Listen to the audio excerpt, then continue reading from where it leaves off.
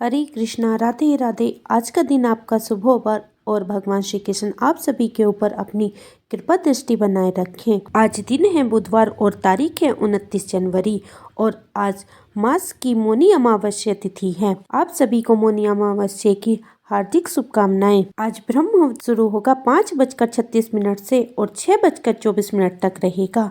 सूर्य उदय होगा सुबह 7:11 पर और सूर्यास्त होगा 6:08 पर। आज का अमृत काल रहने वाला है। रात को 9:18 से शुरू होगा और 10:50 तक रहेगा और राहु काल दोपहर में 12:40 से शुरू होगा और 2:02 तक रहेगा। आइए हम माघ मास के 16वें अध्याय की कथा का श्रवण करते हैं। कीर्ति कहने लगा कि हे भगवान, वह राक्षस कौन था और कंचन मालिन कौन थी? उसने अपना धर्म कैसे दिया और उसके साथ कैसा हुआ? हे ऋषि, अत्रि ऋषि की संतान के सूर्य, यह कथा सुनाकर मेरा केतुहल दूर कीजिए। आप दत्तात्रेय जी कहने लगे कि हे राजन, इस पुरातन विचित्र इतिहास को सुनो। कंचन मालिनी नाम की एक सुंदर अप्सरा थी जो माघ मास में प्रयाग में स्नान करके कैलाश पर जा रही थी। तब उसको मार्ग में जाते हुए हिमालय के पुंज से एक धीर राक्षस ने देखा। उस सोने जैसी तेज वाली, सुंदर कटी वाली, बड़े बड़े नेत्रों वाली, चंद्रमुखी, सुंदर केस और पीन पिरोए धर वाली सुंदर अप्सरा को देखकर उस राक्षस ने कहा कि हे सुंदरी कमल नयनी, तुम कौन हो और कहाँ से आ रही हो? तुम्हारे वस्त्र और वेणी भीगी हुई क्यों हैं? तुम आकाश मार्ग से कहाँ जाती हो और किस पुण्य के प्रताप से तुम्हारा शरीर ऐसा तेजस्वी और रूप ऐसा मनोहर है? तुम्हारे गीले वस्त्र से मेरे मस्तक पर गिरी हुई एक बूंद जल से मेरे क्रूर मन में एकदम शांति उत्पन्न हो गई है। इसका क्या कारण है? तुम बड़ी शीलवती प्रतीत होती हो, इसका कारण मुझसे कहिए। अप्सरा ने कहा कि हे राक्षस सुनो, मैं काम रूपानी अप्सरा हूँ। मैं प्रयाग में संगम में स्नान करके आ रही हूँ। इसी से मेरे वस्त्र भीगे हैं। अब कैलाश पर जा रही हूँ जहाँ पर श्री शिव निवास करते हैं। त्रिवेणी के जल से मेरी सब क्रूरता दूर हो गई, जिसके पुण्य के प्रभाव से मैं इतनी सुंदर और पार्वती जी की प्रिय सखी हूँ। जो आश्चर्य देने वाला उदाहरण मुझसे ब्रह्मा जी ने कहा था सो सुनो। मैं कलिंग देश के राजा की वेश्या थी। रूप, लावण्य और सुंदरता में अपूर्व थी।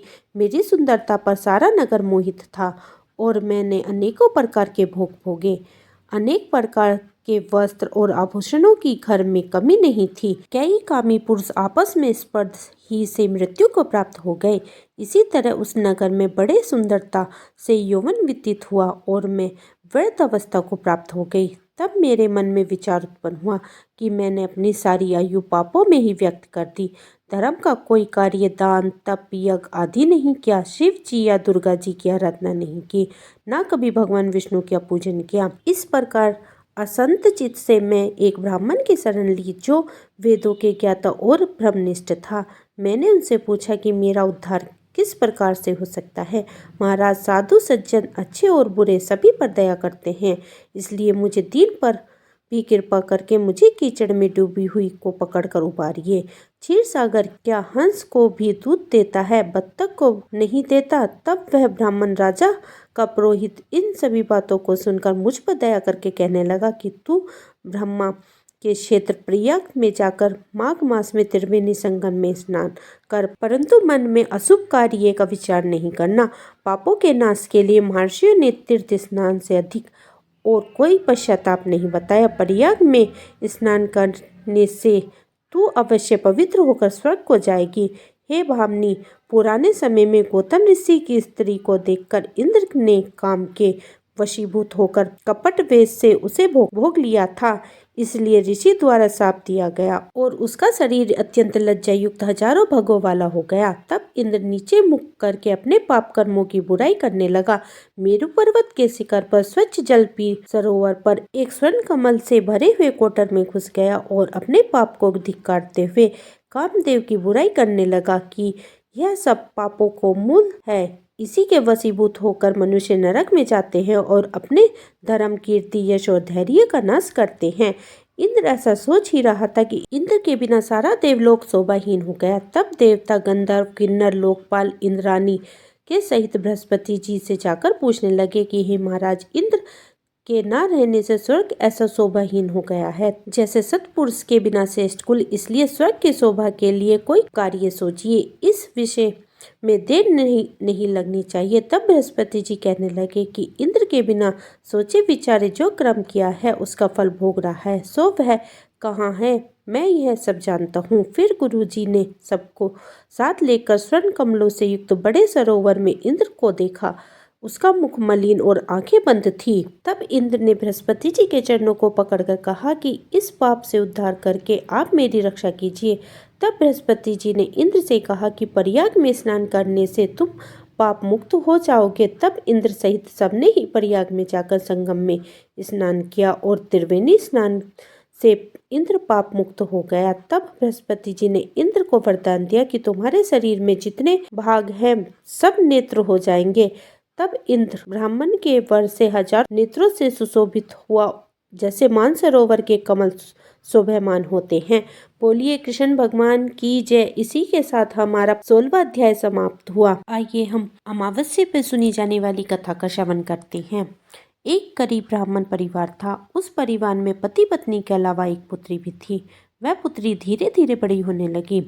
उस पुत्री में समय और बढ़ती उम्र के साथ सभी स्त्रियाचित गुणों का विकास हो रहा था। वह लड़की सुंदर, संस्कारवान और गुणवती थी, किंतु गरीबी होने के कारण उसका विवाह नहीं हो पा रहा था। एक दिन उस ब्राह्मण के घर एक साधु महाराज पधारे। वो उस कन्या की सेवा भाव से काफी प्रसन्न हुए। कन्या की लंबी आयु का आशीर्वाद देते हुए साधु ने कहा कि इस कन्या की हथेली में विवाह योग्य रेखा नहीं है। तब ब्राह्मण दंपति ने साधु से उपाय पूछा कि कन्या ऐसा क्या करे कि उसके हाथ में विवाह योग्य बन जाए।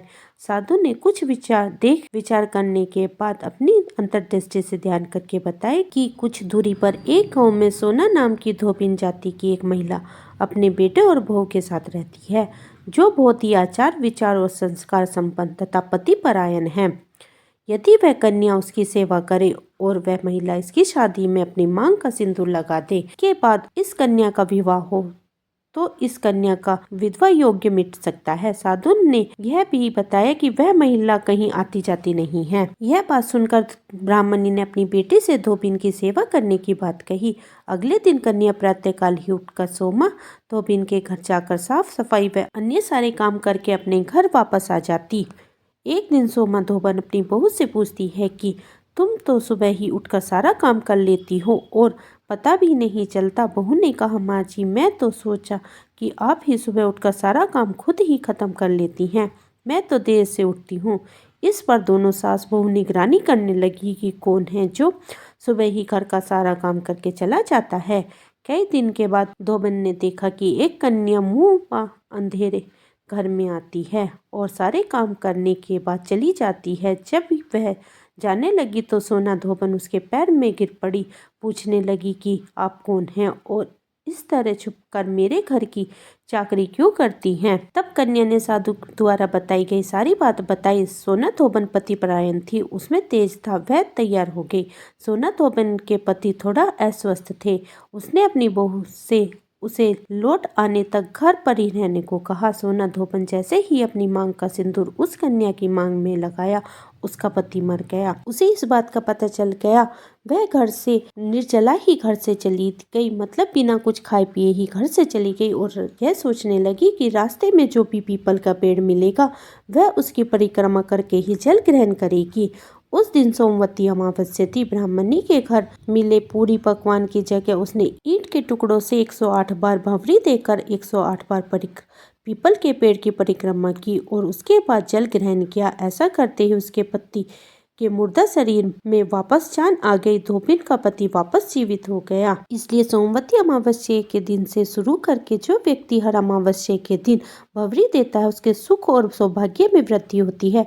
पीपल के पेड़ से सभी देवों का वास होता है। अतः जो व्यक्ति हर अमावस्या को न कर सके तो वह सोमवार को पड़ने वाली अमावस्या के दिन ही 108 वस्तु की भंवरी देकर धोबन और गौरी गणेश की पूजन करता है, उसका सौभाग्य की प्राप्ति होती है। जैसे भगवान ने सोमा धोबन की सुखी नहीं, ऐसी सबकी सुनना कहते कि सुनता कि हुंकारा भरते की। उम्मीद है आपको मेरी ये कथा कहानी अच्छी लगी होगी। अगर अच्छी लगी है तो वीडियो को लाइक कीजिए और अगर आपने चैनल सब्सक्राइब नहीं किया तो सब्सक्राइब कर लीजिए। तब तक के लिए हरे कृष्णा, राधे राधे।